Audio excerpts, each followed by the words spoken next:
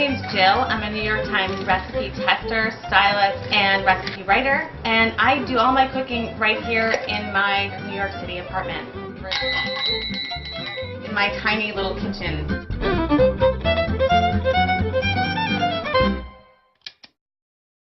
In this week's New York Times Magazine, Nick Lard writes about the first time in his life when he had a meal that really moved him. He was in Greece with his girlfriend at the time, a teenager, and he ordered a Roquefort salad. So in honor of Nick's life-changing salad, we're going to make a salad that I came up with that I hope changes your life. I doubt it, but maybe.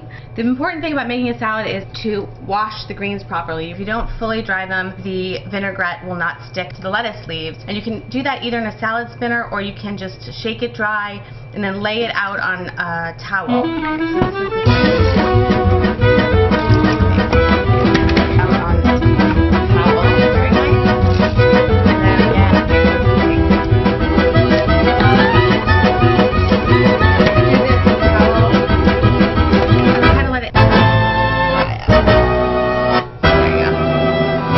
Once these are dry, the way I would pack them to store them in the refrigerator is just get one of these Ziploc bags. Then you take a paper towel. Once you've dampened it, squeeze out the water and just lay that in the bag over the greens and then seal it up and put it in the fridge.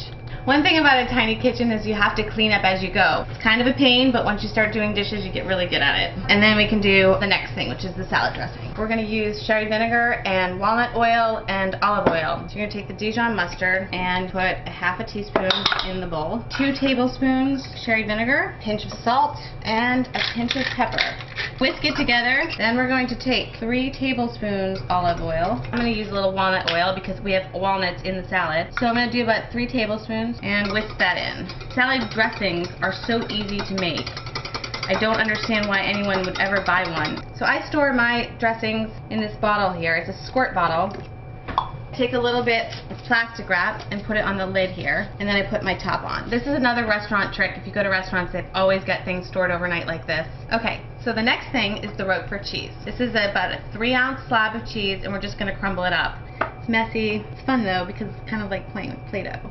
Alright, actually each one crumbles differently, but that crumbled really nicely. Cleaning, again. So the next step is to cut the apples.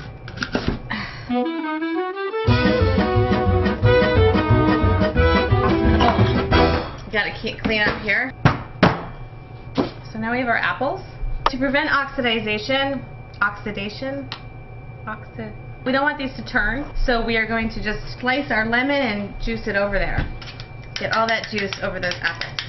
Then I'm going to take some ground pepper. And this was a trick that Jacques Pepin taught me. You would never imagine how good it is. Peppered apples. So easy. So good. So now we're going to make our candied walnuts. They're really actually not that difficult to make. All you do is you pour the sugar into the skillet. In this case we're only using a tablespoon. And you just let it melt over the high heat.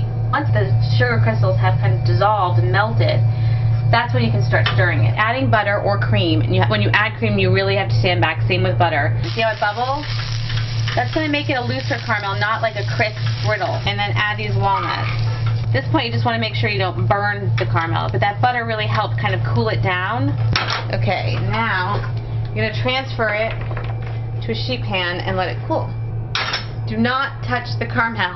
I've learned many times the stupid, very stupid hard way. Once it's cool, about cool, then you can touch it. Now we're just going to very roughly chop them. We can break up some of these pieces here. Good biting size, not too big, not too small. We're going to transfer it to a bowl, and guess what? It's cleanup time again.